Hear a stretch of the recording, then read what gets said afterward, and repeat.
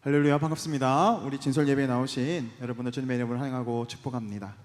진솔 예배는 회복과 은혜가 있고 특별히 하나님께서 부어주시는 비전을 발견하는 그런 귀한 예배의 시간입니다. 이곳에서 하나님의 뜻을 발견하고 그렇게 세상을 밝히고 세상에서 승리하는 우리 진솔 청년들 되기를 주님의 이름으로 축복합니다. 네, 이 시간 하나님 말씀을 받겠습니다. 이 복된 시간에 우리에게 주시는 하나님의 말씀은 요한복음 15장 9절에서 12절까지의 말씀입니다. 요한복음 15장 9절에서 12절까지의 말씀, 주님 사랑 안에 거하는 삶이라는 제목으로 하나님 말씀을 받겠습니다. 요한복음 15장 9절에서 12절까지 말씀을 우리 교독하시겠습니다. 아버지께서 나를 사랑하신 것 같이 나도 너희를 사랑하였으니 나의 사랑 안에 거하라. 내가 아버지의 계명을 지켜 그의 사랑 안에 거하는 것 같이 너희도 내 계명을 지키면 내 사랑 안에 거하리라. 내가 이것을 너희에게 이름은 내 기쁨이 너희 안에 있어 너희 기쁨을 충만하게 하려 함이라. 내 계명은 곧 내가 너희를 사랑한 것 같이 너희도 서로 사랑하라 하는 이것이니라. 아멘. 제가 오늘 이제 밴드를 봤더니 사진이 올라왔더라고요. 수련회에서 집회하는 사진, 또 레크레이션하고 또 식사하는 사진 보고 있으니까 얼마나 예쁜지 평소에는 잘 못 느꼈는데 사진을 이렇게 보니까 너무너무 예쁜 거예요. 예배하는 모습도 예쁘고 또 이렇게 레크레이션 막 즐겁게 서로 교제하는 모습들도 너무너무 예쁘고 참 마음이 흐뭇했습니다. 여러분 은혜 많이 받으셨습니까? 네. 우리가 수련회를 통해서 하나님이 부어주시는 은혜가 있습니다. 그런데 우리가 잘 분별해야 하는데요, 은혜라는 것이 우리가 착각하는, 오해하는 부분들이 있습니다. 은혜가 오면, 은혜를 받으면 물론 어떻습니까? 감격이 오고 눈물이 나고 그래 도전이 오고 그렇죠. 그것도 은혜의 한 모습입니다. 반면에 은혜의 또 다른 부분은요, 때로는 부모님이 그러잖아요. 사랑하는 마음으로 잔소리도 하고 싫은 소리도 합니다. 그렇죠. 때로는 내가 말씀을 들으면서 수련회 집회를 하면서도 부딪히는 부분들이 있을 수 있어요. 그러면 나는 이번에 은혜 못 받았어가 아니라 우리가 잘 생각해야 합니다. 하나님이 이 시간을 통해서 나에게 무엇을 말씀하시는가, 그것을 잘 믿음으로 받아들이면 그게 우리에게 양력이 되고 그게 하나님이 나에게 원하시는 뜻이거든요. 그래서 때로는 아들아 딸아 내가 너를 사랑한다 라고 얘기도 하지만 너 그렇게 살면 안 돼, 돌이켜라, 너 지금 잘못하고 있어, 그렇게 하면 안 돼라고 책망의 말씀도 있을 수 있습니다. 그러니까 우리가 수련회를 통해서 주셨던 메시지들이 있을 거예요. 그렇죠? 그것을 잘 해석해서 여러분 삶 가운데 잘 적용해 나가시기를 축원합니다. 그래서 우리가 이 조심해야 하는 게 있어요. 이 신앙생활의 관용적인 표현들이 있습니다. 가령 이런 거죠. 주님의 은혜를 사모하라, 은혜를 구하라, 은혜를 힘입어 나아가라. 도대체 어떤 걸까요? 어떤 겁니까? 은혜를 힘입어 나간다, 하나님 사랑 안에 거한다, 이게 어떻게 해야 된다는 겁니까? 정확한 그림이 잘 그려지시나요? 사실 우리가 신앙생활을 잘 하려면 이런 관용구에 대한 정확한 어떤 우리의 그 이미지가 있어야 돼요.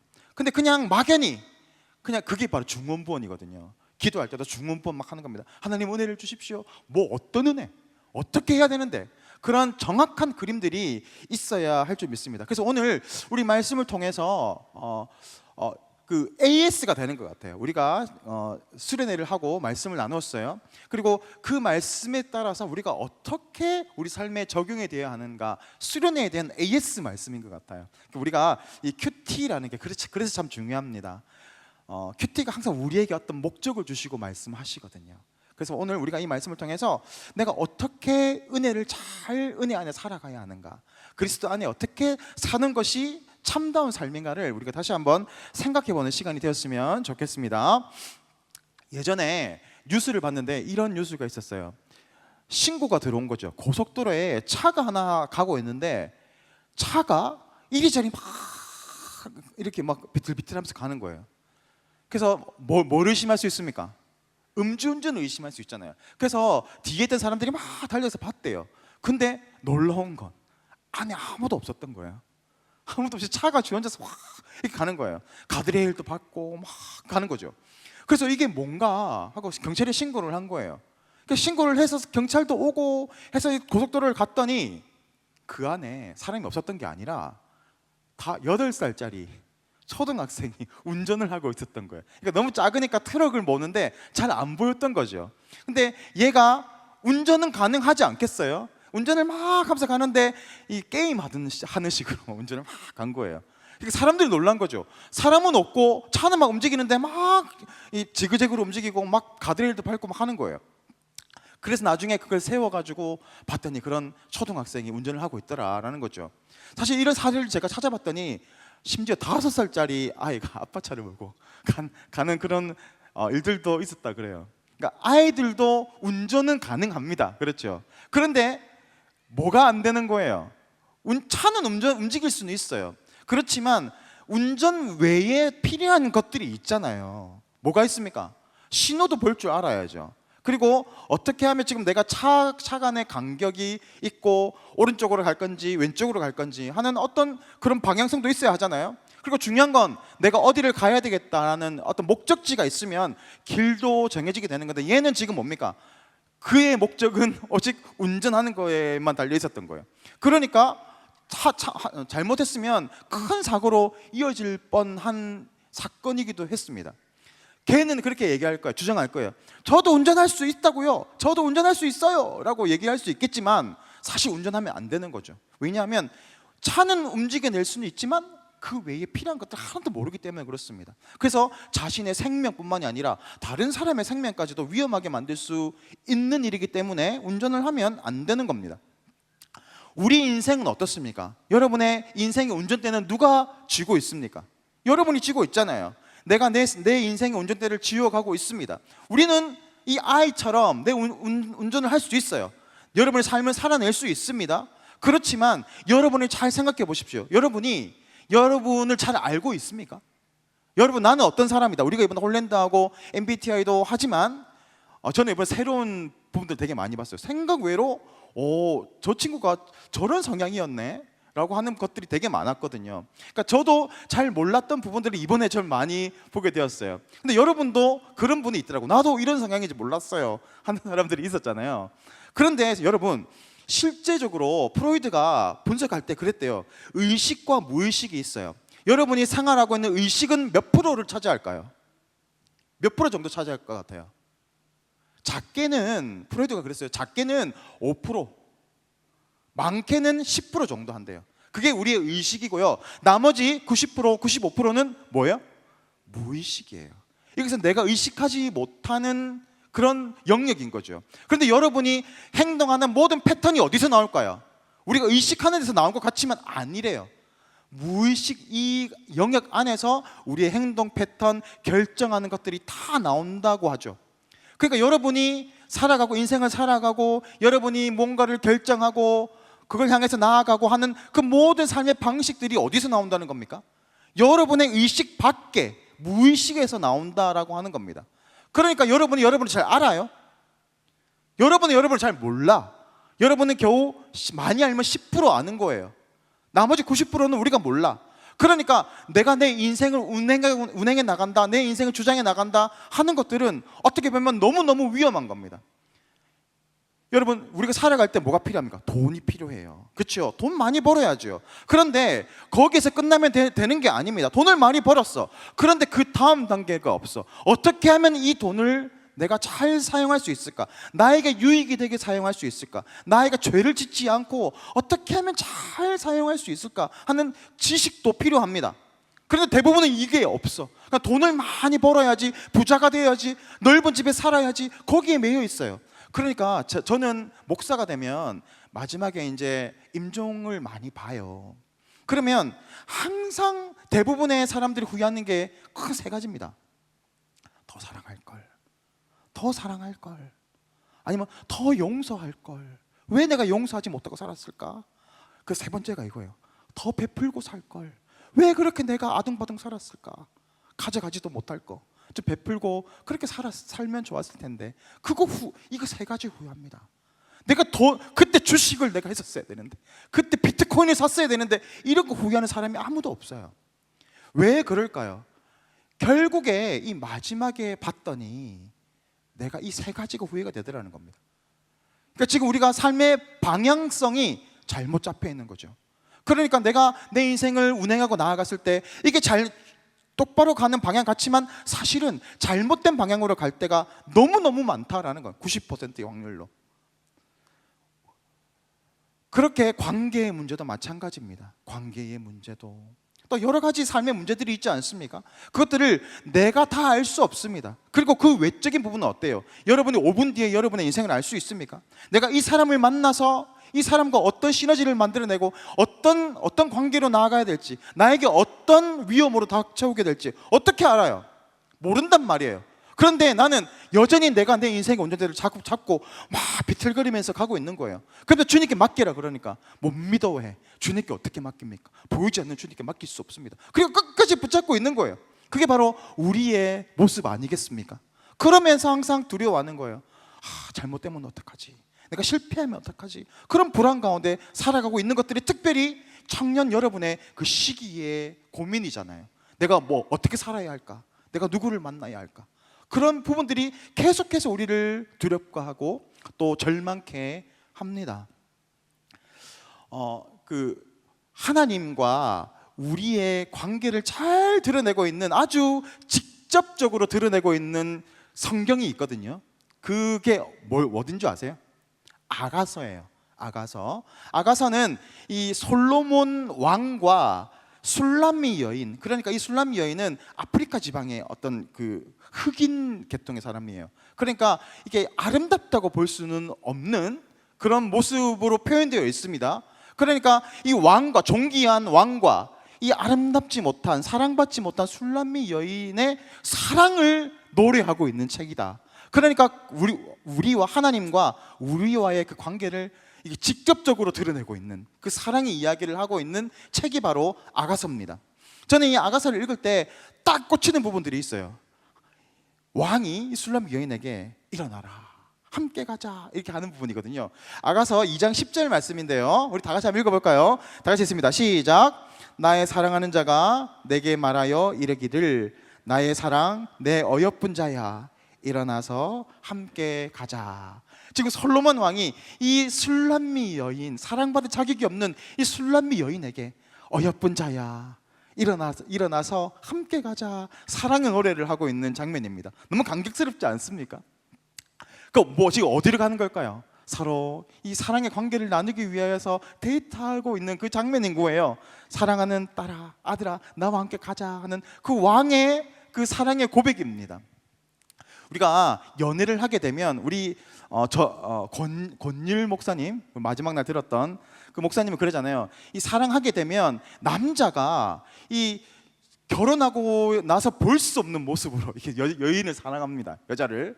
그렇죠? 그래서 피곤함에도 불구하고 끝까지 늦은 시간에도 여자친구를 집에 데리러 줘요. 저도 그랬어요. 저는 저희 그 아내와 집이 거의 극과 극이었거든요. 그런데 제가 피곤해도 이 차를 타고 끝까지 데려다 주고 다시 또 늦게 집에 가기도 했어요. 그럼 가면 끝일까요? 아니죠. 밤에 또 전화를 또 그렇게 해요. 밤새도록 통화하는 겁니다. 그런데 이제 제가 지금은 그런 모습을 보일까요? 안 보일까요? 상상에 맡기겠습니다. 자, 그런데 여러분, 이게 이상한 게 아니에요. 왜냐하면 남자 여자가 사랑을 하게 되면 호르몬이 나오는데 도파민이 나와요. 도파민이 확 강력하게 나와서 이 도파민이 어떤 역할을 하냐고 하면 이 쾌감을 줍니다. 그리고 행복하게 만들어요. 그 행복하게 만드니까 자꾸 여자친구랑 있으면 어떻습니까? 너무 좋은 거야. 너무 행복한 거야. 그리고 세로토닌이 나온대요. 이 세로토닌도 마찬가지로 안정감을 주기도 하고 만족감을 준대. 그런데 이 사랑을 하게 되면 요 호르몬이 막 일어나는 거예요. 그러니까 얼마나 좋겠습니까? 그러니까 이 남자가 피곤해도 피곤하지가 않는 거야. 이 도파민, 세로토닌이 자꾸 나오니까. 그러니까 이 여자친구를 끝까지 데려다 주고 또 밤새도록 통화하고 아침에 또 일어나서 또 모닝콜 또 하고 계속 그러는 거예요. 회사 가서 졸고 수업 시간에 졸고 막 그러잖아요. 그게 이상한 게 아니에요. 제가 누가 그러더라고요. 진짜 사랑은 이 호르몬이 끝난, 요 사랑이 끝난 이후의 사랑이라고 이야기하더라고요. 그런 것 같죠. 진짜 이 호르몬의 그것 때문에 정말 사랑하게 돼요. 근데 이게 요 효과가 짧은 사람은 3개월 간대요. 그러니까 어떤 사람은 3개월 동안 정말 잘해주다가 요게 빨리 찍는 사람은 3개월 지나면 빨리 많이 헤어지는 사람들 있잖아요. 요런 사람들이에요. 요 호르몬이 빨리 소비되는 사람, 길게 가는 사람이 2년 간대요. 2년 정도 동안 계속 사랑하게 된대. 저는 한 모르겠어요. 그렇게 길지 않았던 것 같아요. 저는 빨리 눈을 떴어요. 그러니까 이게 찐사랑. 이 호르몬 사랑이 아니고 찐사랑이었어요. 요 호르몬 때문에 사랑하게 되는 거죠. 근데 여러분 이 솔로몬 왕이 이 술람 여인에게 일어나라 함께 가자라고 할 때 정말 좋은 요 사랑의 고백, 그 좋은 시기를 이야기하잖아요. 근데 성경에서 일어나라 함께 가자, 나와 함께 가자 하는 구절이 딱 한 번 더 나와요. 누가 얘기한 걸까요? 뻔하지 않습니까? 그러니까 질문하면 항상 하나님 아니면 예수님 아니겠습니까? 누굴까요? 예수님이에요. 신약 시대에 예수님께서 일어나라 함께 가자라고 하는 그 부분이 나옵니다. 근데 이 부분이 어디에서 나올까요? 성경책 읽어보신 분은 아실 거예요. 어디에서 나옵니까? 긴가민가 합니까? 네, 성경을 잘 읽으셔야 돼요. 마태복음 26장 46절에 나와요. 자, 이렇게 나옵니다. 예수께서 일어나라 함께 가자라고 하는 부분이 나오거든요. 그럼 어떤 상황일 것 같습니까, 여러분? 사랑의 그 세레나데를 하는 장면일까요? 아니에요. 정반대 장면이에요. 마태복음 26장 46절에 이렇게 되어 있어요. 일어나라 함께 가자. 보라 나를 파는 자가 가까이 왔느니라. 지금 어떤 장면입니까? 예수님을 잡으려고 지금 군병들이 와서 있는 상태. 그리고 예수님이 제자들에게 일어나라 함께 가자라고 이야기하는 거죠. 저는 이 구약의 이 솔로몬과 이 아가사의 장면과 이 예수님과 제자들에게 하는 이 장면을 오버립시켜서 봐야 해요. 지금 같은 장면이거든요. 지금 솔로몬과 이 술람미 여인은 사랑을 나누고 있는 장면이죠. 근데 지금 예수님과 제자는 어떤 장면입니까? 전혀 그런 장면이 아닌 것 같잖아. 근데 아닌 거예요. 같은 장면이에요. 예수님께서 제자를 사랑해서 말씀하시는 장면이라는 겁니다. 물론 상황은 어떻습니까? 전혀 정반대의 상황인 거죠. 그 지금 예수님께서 일어나라 함께 가자 그러면 어떻습니까? 부담스럽지 않습니까? 왜 지금 일어나서 같이 가자 그럴까? 부담스럽잖아요. 왜 그런 이야기를 하실까요? 왜 솔로몬이 술람미 여인에게 했던 그 사랑의 고백을 지금 제자들에게 하고 계시는 걸까요? 사랑의 마음을 가지고 이야기하는 거죠. 예수님은 지금 뭐하러 가는 겁니까? 죽으러 가는 거예요. 우리의 죄를 대신해서 죽으러 가는 겁니다. 왜요? 우리를 살리기 위해서. 그렇죠? 그러니까 지금 사랑의 마음을 가지고 죽음의 그 자리 십자가로 나아가고 있는 겁니다. 그리고 이 제자들에게 지금 뭘 요구하고 있는 거예요? 같이 죽으러 가자는 거예요. 부담스럽잖아요, 여러분. 이게 사랑의 고백입니까? 근데 여러분, 성경이 말하고 있는 이 죽음의 의미가 내가 목 잘리고 죽고 이게 아니에요. 성경이 말하는 진정한 죽음의 의미는 내 인생의 운전대에서 손을 떼는 겁니다. 내가 내 삶의 주인이 되는 그 자리에서 내가 내 주인의 자리를 내려놓는 것, 그게 바로 성경이 말하고 있는 나를 부인한다, 십자가를 지고 나를 부인하는 자가 나를 쫓을 것이라고 하잖아요. 그 의미예요. 네가 나를 쫓으려고 하면 지금 네 인생의 그 운전대에서 손을 떼라는 겁니다. 네 인생의 주인의 자리에서 주인의 자리를 내려놓으라는 겁니다. 그게 바로 성경이 말하고 있는 죽음이에요. 내가 여러분 손을 놓을 수 있습니까? 운전대에? 죽을 것 같잖아요. 그런데 내 인생의 운전대를 손을 떼면 더 죽을 것 같아요. 그러니까 손을 못 떼는 거예요. 그런데 주님 말씀하시는 겁니다. 일어나라. 내가 십자가의 길로 가듯이 너희들도 너희의 삶의 주인의 자리에 그 손을 내려놓고 나에게 온전히 맡겨 놓아라 라는 겁니다. 우리가 이 말씀을 오해하시면 안 돼요. 그래, 내 인생을 하나님께 맡겨야지. 나는 그냥 아무것도 팅가팅가 놀아. 그 의미가 아닌 겁니다. 내 인생의 주인을 주님께 맡기되 주님께서 명령하시는 대로 내가 순종하며 나아가는 그 생명을 거는 순종이 있어야 하는 것, 그게 바로 우리가 진정 살아나는 길이다라는 겁니다. 그래서 기독교에 이 아이러니가 있어요. 죽어야 사는 것. 내가 죽어야 산다. 더 정확히 말하면 나의 정력과 육신이 죽어야 나의 영이 살아나는 것. 그게 바로 기독교의 핵심 가치입니다. 내가 죽어질 때.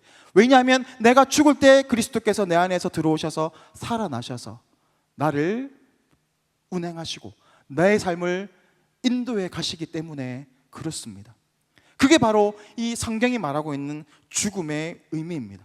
그렇다면 어떻게 하면 나의 삶을 주님께 맡기고 살아갈 수 있을까요? 어떤 방법이 있을까요? 예수님의 모습을 바라보면 됩니다. 예수님은 어떻게 사셨어요? 예수님은 하나님의 말씀대로 살아가기 위하여 그렇게 생명을 걸고 사셨던 분입니다. 그러니까 오늘 10절 말씀이 그렇거든요. 10절 말씀 제가 읽을게요. 10절 말씀입니다.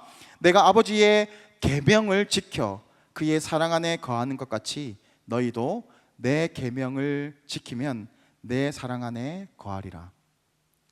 예수님께서 하나님의 사랑 안에 거하고 있다라고 밝히고 있죠. 어떻게 거했다고 밝히고 있습니까?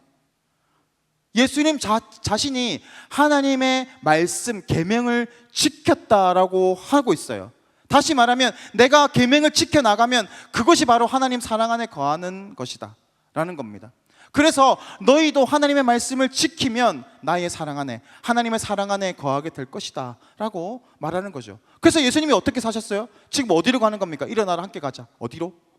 십자가, 골고다, 죽음의 자리로 나아가는 겁니다. 왜냐하면 하나님께서 원하시는 것이 그것이기 때문에 그래요. 우리가 성경을 보게 되면 예수님의 모습이 많이 나오잖아요. 많이 나오는 그 구절들이 있어요. 예수님 행적을 바라보면서 이렇게 얘기합니다. 이는 성경을 응하게 하려 함이라. 그래서 감람산에도 올라가셨고요. 그래서 나귀 새끼를 끌고 오시기도 하셨어요. 여러 가지 부분에서 이 성경을 응하게 하려 함이다라고 하셨어요. 그 말은 곧 뭘까요? 예수님 자신이 자기 뜻이 아니라 하나님 아버지의 뜻을 먼저 지켜나가기 위해 그렇게 사셨다라는 겁니다. 예수님이 뭐가 부족해서 그렇습니까? 삼위일체의 하나님은 어떤 의미예요? 하나님 아버지, 그 다음에 성자 하나님, 성령 하나님, 이 세 분이 동일하다는 겁니다. 그러니까 이 예수님 자체도 성자 하나님이에요. 예수님도 하나님입니다. 그런데 뭐가 모자라서 그 아버지 하나님의 그 말씀에 자신의 생명과 조롱당하고 핍박당하는 그 자리를 그렇게 순종하며 나아갈 수 있습니까? 왜 그러셨을까요? 그게 바로 하나님의 뜻이었기 때문에 그래요. 그게 바로 서로가 하나 되고 있는 하나님의 뜻이기 때문에 그렇습니다. 그래서 하나님의 사랑 안에 거한다라고 하는 거예요. 선생님이 있어요.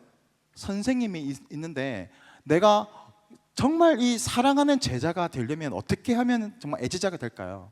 뭐 커피도 사다 드리고 교수님 하면서 막 쫓아다니면 물론 이뻐합니다. 근데 그런 거 말고요, 진짜 이쁜 제자들이 있거든요.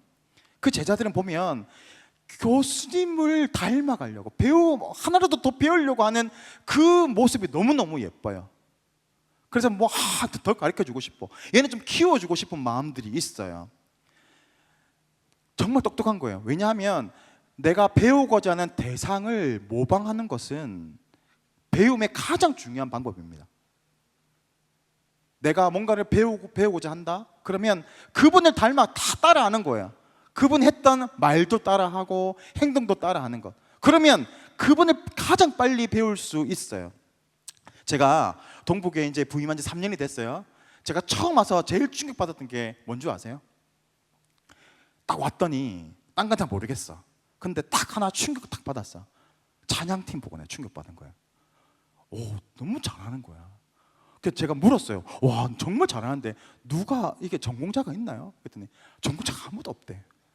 근데 너무 잘해. 제가 잘한다면 정말 잘하는 거예요. 왜냐면 저 전문가예요. 왜 비웃어요? 전문가라니까. 딱 봐도 너무 잘하는 거야. 그래서 제가 물었어. 그 전공자도 없고 왜 이렇게 잘하지? 어떻게 잘하지? 제가 이렇게 봤어. 보니까 카피를 많이 하는 거예요. 그러니까 뭔가를 따와. 그러면 이제 밤새도록 이제 이게 잠 못 자면서 따는 거예요. 이게 무슨 코드지 다 들리지도 않아. 근데 처음에 그렇게 막 땄을 거 아니에요? 그래서 거의 비슷하게 따와. 그런데 그게 실력인 거예요. 가장 빨리 늘 수 있는 방법이 모방하는 거거든요. 제가 사실 제자들을 많이 가르쳤어요. 보면 이게 막 배운다고 되는 게 아니라 많이 해보고 또 많이 듣고 이런 사람이 잘하는 거거든요. 근데 이제 비전공자들은 그런 게 있어요. 컴플렉스가 있어. 나는 전공을 안 했으니까 나는 못할 거야 라는 그런 게 전혀 그렇지 않아. 너무너무 잘해. 그러니까 화도 잘하고 만화도 너무너무 잘해. 그게 카피를 많이 하면 그만큼 실력이 늘거든요. 지금 저도 학생들을 많이 가르쳤어요 예전에. 그러면 어떤 예쁜 제자가 있어. 걔는 어떤 제자냐면 제가 하는 걸 계속 들으면서 저렇게 해야지. 이렇게 막 몰래 막 찍기도 해. 녹음도 하는 건데 알아. 녹음도 막 하고 막 적기도 하고 제스처도 따라해. 다 따라하는 거예요. 근데 그게 꼴불것으로 꼴 사나울까요? 아니면 예쁠까요? 선생의 입장에서 보면 너무너무 예뻐. 그리고 그런 애들은 반드시 잘해. 애살이 있거든. 그러니까 뭔가 자꾸 따라하려고 하고 모방을 자꾸 하려고 해. 그러면 어느 순간 비슷하게 하더니 나중에 더 잘해. 그런 친구들이 있어요. 오늘 예수님도 같은 말씀을 하고 계시거든요. 요한복음 14장 21절 한번 볼까요? 요한복음 14장 21절. 요 맥락에서 한번 보세요. 다 같이 읽습니다. 시작. 내가 진실로 진실로 너희에게 이르노니 나를 믿는 자는 내가 하는 일을 그도 할 것이요 또한 그보다 큰 것도 하리니 이는 내가 아버지께로 감이라. 믿는 자는, 그죠? 믿는 자는 내가 하는 일. 그러니까 누구예요? 내가 누굽니까? 예수님이에요. 믿음으로 순종하고 행동하는 사람은 예수님처럼 할 수 있다라고 이야기하는 거. 이게 가능할까요? 불가능하잖아요. 사실 아무리 우리가 발버둥 걸 쳐봤자 예수님만큼 할 수 있겠습니까? 안 되죠. 그런데 예수님은 오히려 나도 나처럼도 하겠지만 나보다 더 위대하고 큰 일도 할 수 있다라고 하는 겁니다. 이 불가능한 것들이 어떻게 가능하단 말입니까? 그런데 예수님이 지금 그렇게 말씀하시고 있어요. 그렇게 너희도 할 수 있을 것이다. 그 힌트가 어디 있냐면 그 다음 마지막 구절에 있거든요. 이는 내가 아버지께로 감이라. 이는 왜냐하면 이런 뜻이에요. 왜냐하면 내가 아버지께로 가기 때문에 그렇다라는 겁니다. 그럼 생각해 보세요. 우리가 예수님처럼 큰 일을 하고 더 위대한 일을 할 수 있는 그 이유가 예수님께서 아버지께로 가기 때문에 그렇대. 이게 무슨 의미입니까? 이게 무슨 말이에요?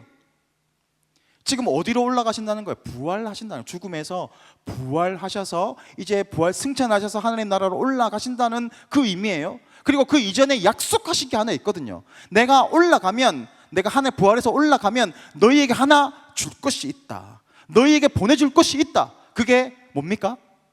성령님이에요. 성령님을 내가 보내줄 것이다. 그러니까 우리가 어떻게 예수님처럼 위대한 일을 할 수 있습니까? 예수님보다 더 위대한 일을 어떻게 할 수 있습니까? 우리 힘으로는 안 돼요. 그런데 예수님께서 보내주신 그 성령이 우리 가운데 임하시면 성령이 우리를 통해서 역사하시기 시작하는 겁니다. 그러니까 예수님이 하셨던 위대한 일들 우리도 할 수 있게 되고 더 위대한 일들도 할 수 있게 되는 것, 그게 바로 성령님을 보내주시기 때문에 그렇습니다. 가령 이런 거예요. 여러분, 하나님은 우리에게 요구하시는 것들이 만만치 않습니다. 여러분, 세상과 구별되라. 내가 거룩하니 너희도 거룩하라. 이거 우리 가능합니까? 세상과 구별되어 거룩한 모습으로 살아가는 게 불가능해요. 우리는 안 돼요.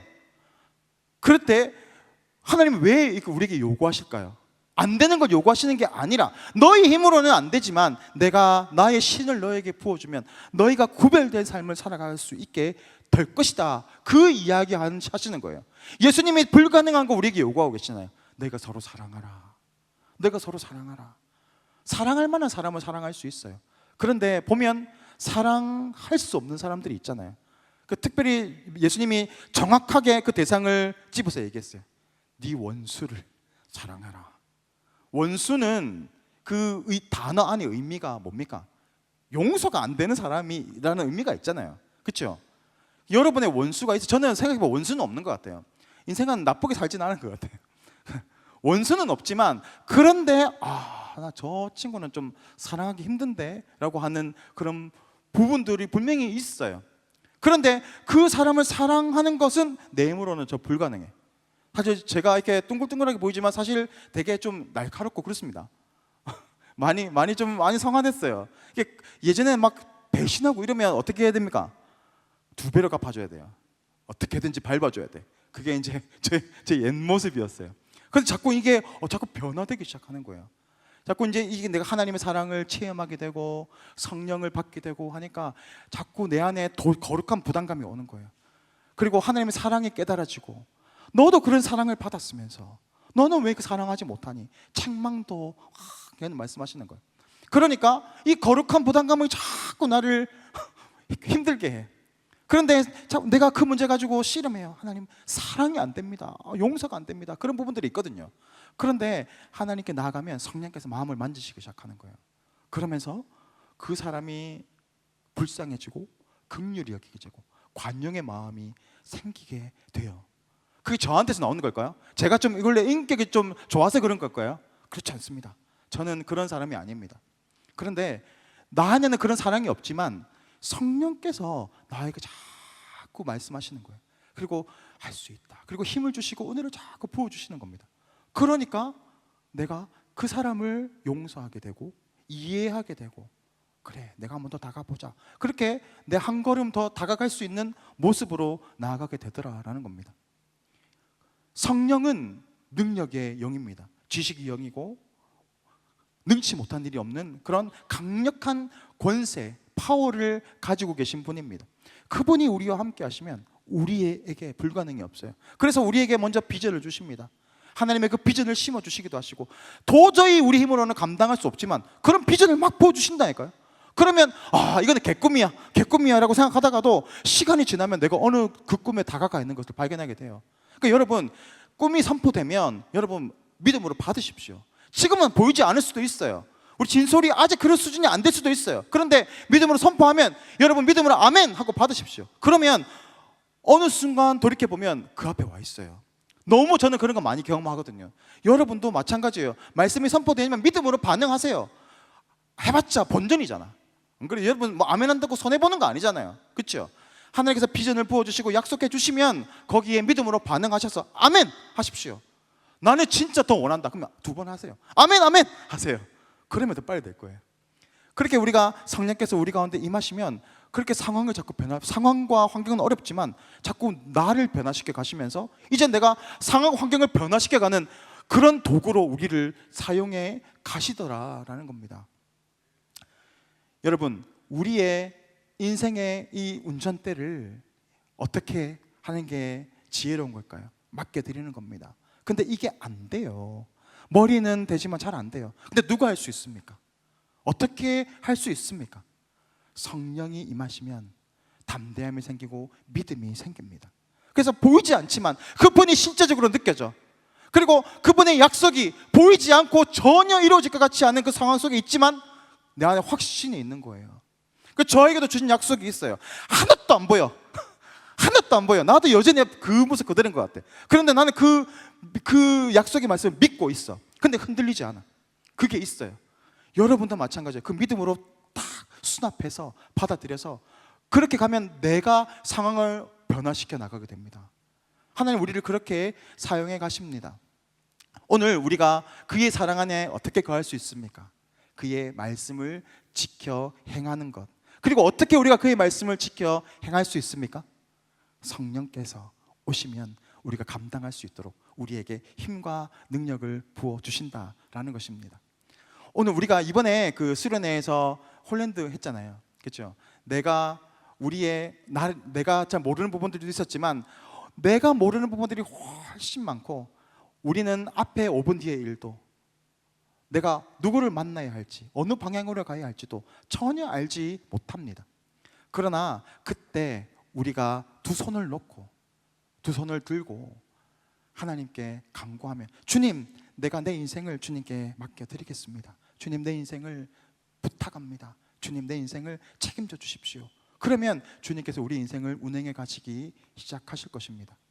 청년들과 얘기하면 참 두려움이 많아요. 이렇게 막 자신감이 있는 것 같지만 사실 그 내면 속을 바라보게 되면 정말 두려움이 많아요. 걱정도 많고, 내가 어떻게 해야 할까? 내가 잘할 수 있을까? 그런 막연한 두려움과 불안 가운데 다 있잖아요. 저도 경험했거든요.